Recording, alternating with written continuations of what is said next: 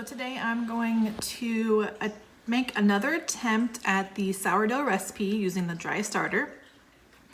And this time I'll remember the salt and hopefully it'll be a lot better.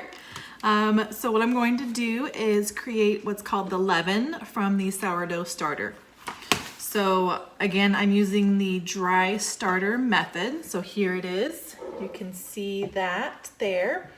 It is thick. It looks like a dough that's already been made up. It's kind of like Play-Doh, you know, that sort of thing. And I'm going to use this, and then I'll have to make more after that because I'll be down to my last little bit, and you never want to be completely out because you'll use what's left in the dish to go ahead and mix up your new batch. So what I'm going to try to do is I've tried to make up a schedule for this routine, doing all the steps that need to be done and then making your loaf. It's really, honestly, when you have the timing down, it's an easy process. It just takes us some forethought. So we'll see how that all works out this time. My goal will be to get it mixed, shaped, and in the container overnight in the fridge. And then that way when I get up tomorrow, I can just pull it out, let it come up to room temperature, and then I will bake it, and then we'll see how that does. Okay, so I'm going to add my 30 grams of starter here to my bowl. Now I could probably do one more loaf of bread out of this and then scrape up what's left over in the container and use that to inoculate my new batch, but I think I'm done with baking bread for at least this week, so I'll go ahead and get this going and show you how to do that. But first let's let our leaven get started. So to the sourdough, I like to add the water first. So warmish water, 130 grams of water. Tear our measure, so we start over at 130 or so. So the technique really is just kind of smush it like this. Smush it up, get it incorporated. It's not going to completely dissolve into the water, but it will soften it up a bit and it will get those cultures into the water, and then the water will help spread throughout the flour and inoculate it all. You can smell it. It smells wonderful. Okay, so to that, I'm going to tear it, so it's at 0, and we're going to add 120 grams of flour. I'm gonna call that good. Mix that up. Let's get all that flour nice and wet. Now you can consider this a fed sourdough starter. So you will let it sit out between 6 to 12 hours is the peak time that you want to wait for.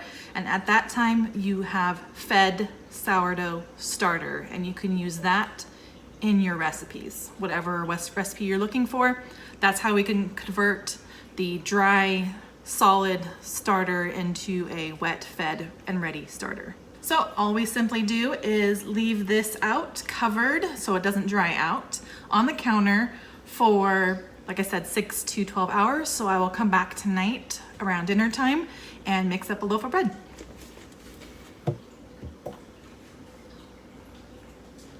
Okay, now we have, I would say, well over 20 grams in here.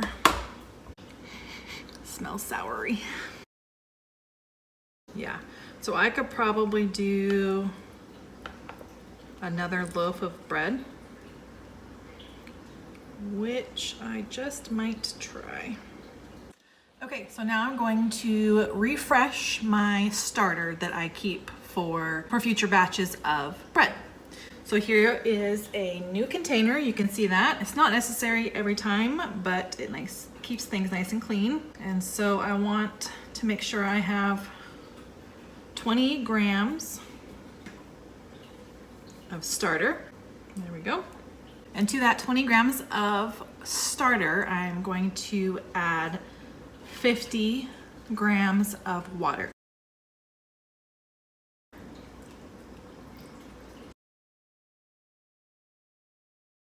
All right, just enough to where you get kind of a murky water. You know it's inoculated enough. And then we double the flour. So 1 part water, 2 parts flour. So 100 grams of flour. I'm just gonna use a fork. And then use your hands.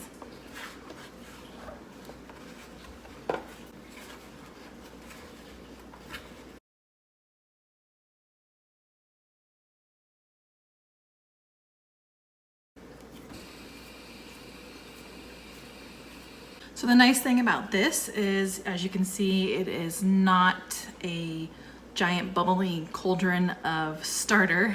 You don't have to worry about the discard. I hate throwing it away. I know so many of you out there probably do too. Do not put it down your sink.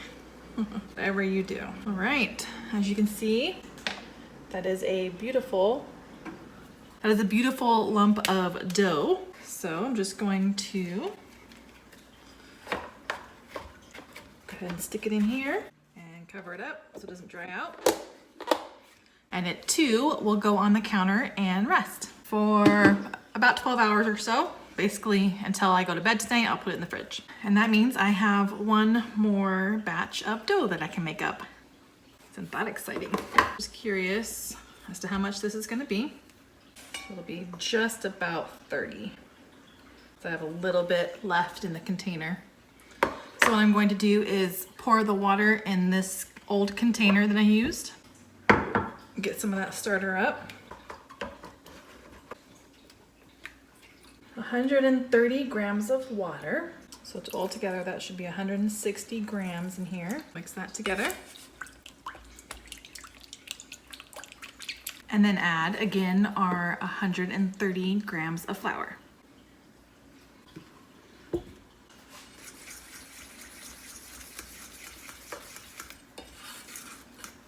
Okay, so I will again cover it and let it rest with all the other sourdough concoctions on the counter for the next 10 to 12 hours.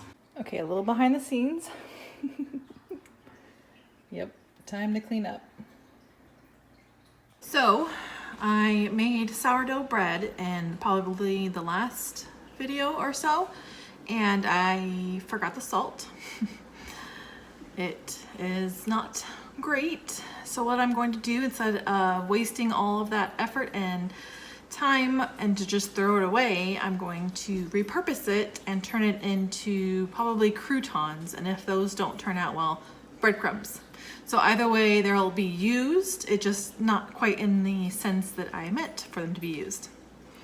Here is the bread, and what I'm going to do is cut them into cubes, and then I will put them in the oven at a low temperature to dry and bake in there. And then I will lay them out and get them nice and cool and then package them up, and I'll show you how I'm going to do that. All right, I have those all nicely chopped up. A large cookie sheet here. All right, I think what I'm going to do is lay them out here. What do I want? For probably an Italian flavor would be good.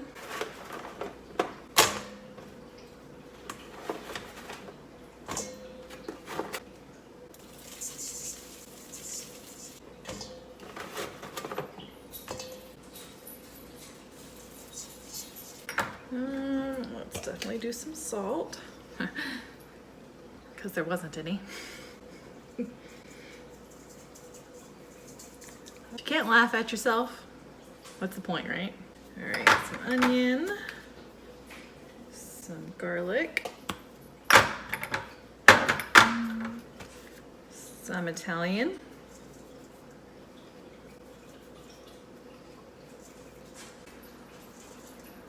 and let's mix that all together. Make sure that they are getting a nice coating on them. I'm gonna put them back on this pan and do it again. Good seasoning out. Oh my goodness. They smell good. Around here, we always check the oven before we turn it on. Oh crap. My temperature will go on my oven is 170. So I'll do that. I'll go ahead and stick them in there while it's preheating. Get them out of the way.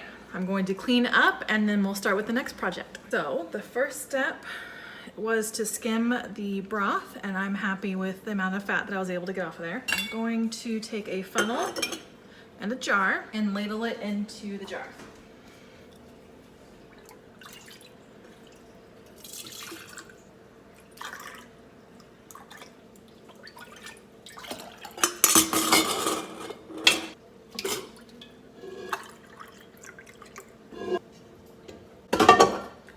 So this I will put in the fridge. Let's go ahead and try it. I mean, it's cold, but pretty good flavor. So, a couple of things. I used mushrooms in this, and that's what's giving it the nice color here. In traditional beef broths that you get at the grocery store that are processed, if you look at the label, a lot of them have coloring in it, and that coloring is like a carameling color, which gives it that deep, rich color and not the actual bones or meat itself. If you're not going to use mushrooms or some type of additive to your broth when you make it, then it's probably going to be a different color than you're used to. It might be a bit more clear, translucent than this deep, rich color. So totally up to you. So next step is to wipe these rims with some vinegar. And the reason we do that is to remove any of the meat juice and fat solids that might have gotten on the rim and clean your rims. And you're also taking the opportunity to feel if there are any nicks. And then put the rings on them. So this is my pressure canner. You can pretty much get them anywhere, but this does pretty well. It has a line in here where you want the water. So I'll fill up water into this line. This is to keep the cans off of the bottom. That prevents them from coming in too close contact with the heat and is one more prevention for breaking. So let me get that filled up. JK. Oop, my line moved. Where'd it go? Hello. Now covered the line. Next step is to get these placed inside.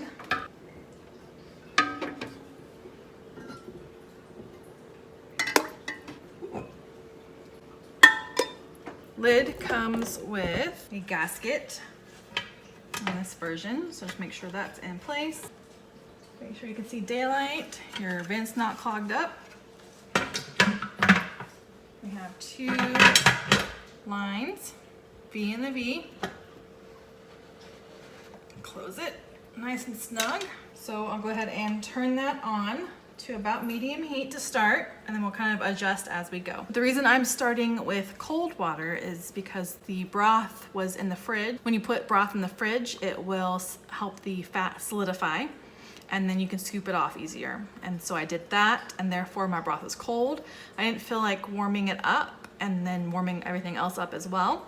So I just did it cold. And this is going to take long. If you're starting with cold stuff, just go ahead and start with a cold canner, and then everything can come up to temperature together and be just fine. If you were making the broth and it was still hot in the pot, then you would go ahead and warm up your canner, water, and all that kind of stuff too. Okay, so we are going to attempt to do this again, but this time we're not gonna forget the salt, okay? Remind me. So first, let's get the salt out. Okay, let's do it. So first, I have warm water here, a scale, and to this, we are going to add about 300 grams of water. Woo! 300 to 315 grams of water. Now, so I don't forget, I'm going to grab my salt. And zero that out. And we're going to add 600, I'm gonna start with 300 grams of flour. Give that a stir.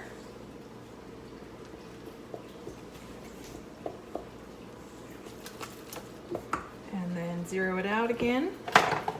And another 300. And at this point is when you want to be careful about your flour, because the dough is stiff, but I'm adding more flour into it. And if you're not careful and you're too vigorous with it, you're gonna have flour everywhere. So be easy, take it slow.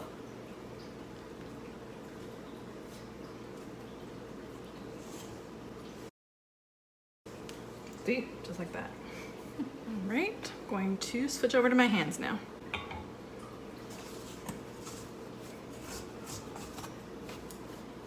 Just kind of scraping the sides as I go. Just carefully rub your hands together.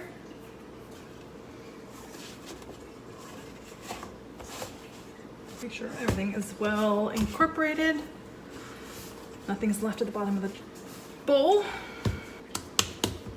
All right, and we'll let it rest. Here we have our ingredients again, all laid out in our recipe. Let's get ready. Okay, so we have our starter here. So just like before, I'm going to do a half of a cup. To that, I'm going to add my 2/3 cup of water, warmed up. Mix that in, and then my melted butter, 1 tablespoon of sugar, 1 1/4 teaspoon of salt,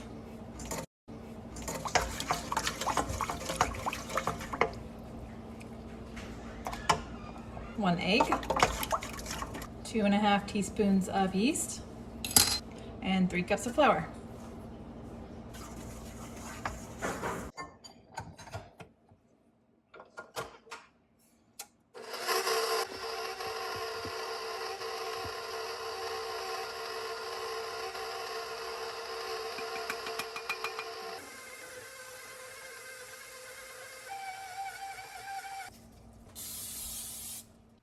Now we'll let it sit covered and rest for a few hours.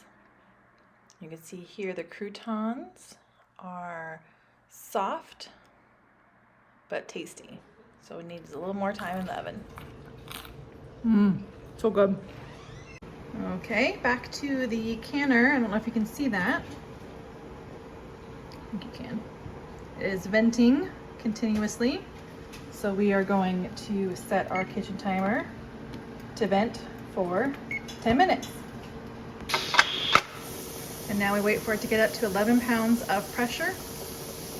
And that will happen after this pops up, and then the dial will start moving to 11 pounds, and then we can start our timer. Okay, we are at 11 pounds of pressure. We can start our timer for my elevation, and we just have to maintain this for 25 minutes. And we're going to take a quick intermission to appreciate our lovely dog washer assistant, Winston. Who's a good boy? Yeah, you are. All right, time is up. So we're going to go ahead and just turn off the burner, and we will let it naturally come back down. We're not going to mess with it at all. And once it's at 0, then we can do the next step. Okay, so I'm going to go back to the stuffed rolls again. I'm not going to bore you with all of the details as we've already gone through it. My process is basically 2 ounces. And in this case, I'm going to put about probably a little less than a tablespoon, and pinch up the sides.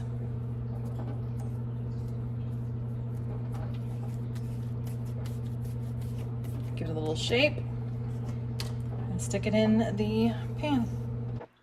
I'm using a pork and onion mixture that I cooked up before and repurposed. Okay, it's been 5 minutes and I heard this guy back here drop. That is the safety And then your pressure. So everything is down and good. You can go ahead and remove the weight, and then we will let it cool just like this for another 5 minutes. This is the next mixed dough. I want to try to make longer, more hoagie style sandwiches with it. I think that'd be really yummy if they turn out well. So normally I do 2 ounces for a roll. So I'm thinking this is at least, let's do 5 ounces each. See how that works. Okay, so I'm going to do about 5 ounces each. And the rest I will just do the filled meat buns.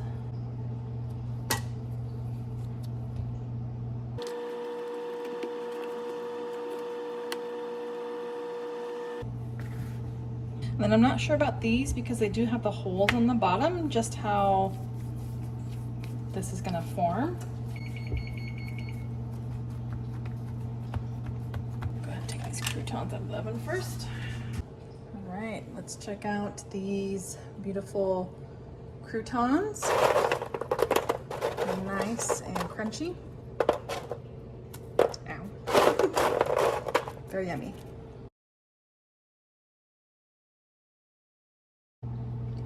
Okay, so we're going to go ahead and fold up this loaf again. See how it comes together this time.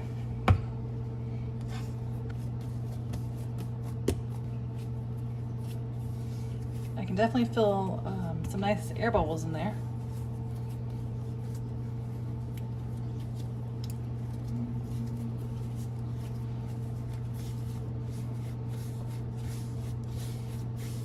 Doing this kind of motion here. Pushing down on the counter and sort of in. Tucking it in. Looks and feels much better than it did last time. Much better looking. I'm still not a fan of this cloth and flour method. I have not had great results with it. I did get a proofing basket, and that is supposed to help a lot, so we'll see how that works in the future. And now we have waited for a while. I'm going to go ahead and, see if I can do this one-handed. I just cracked the lid a little bit and just let it steam out some more.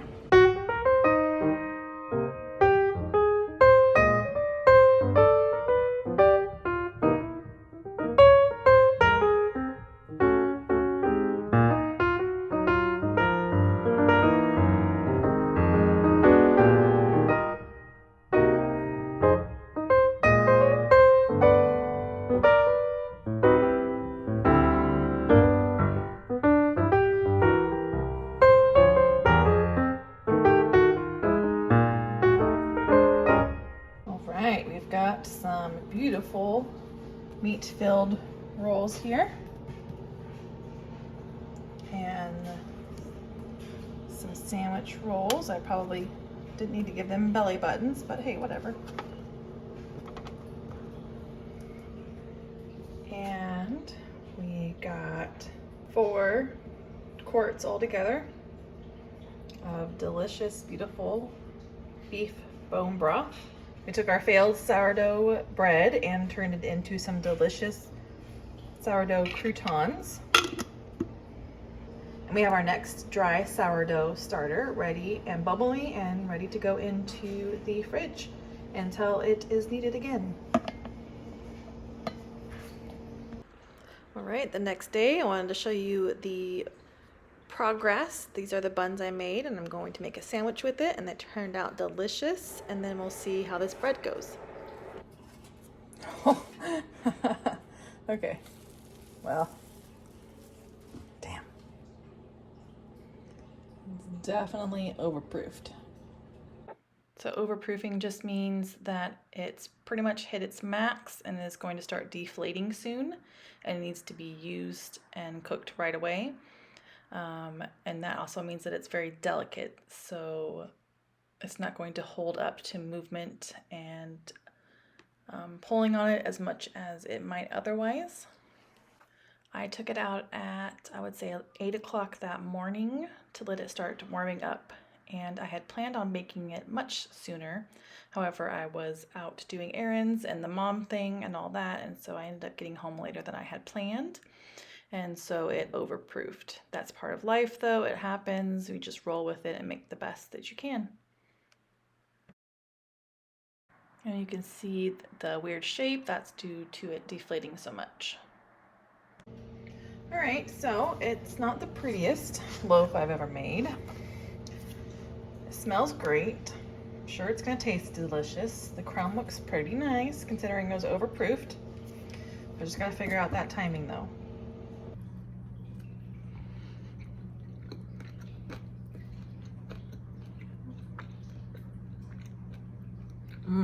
Yep. I just wanted to say thank you so much for taking the time to hang out with me today, and I hope you enjoyed this busy kitchen day, and I will see you in the next video. Bye guys.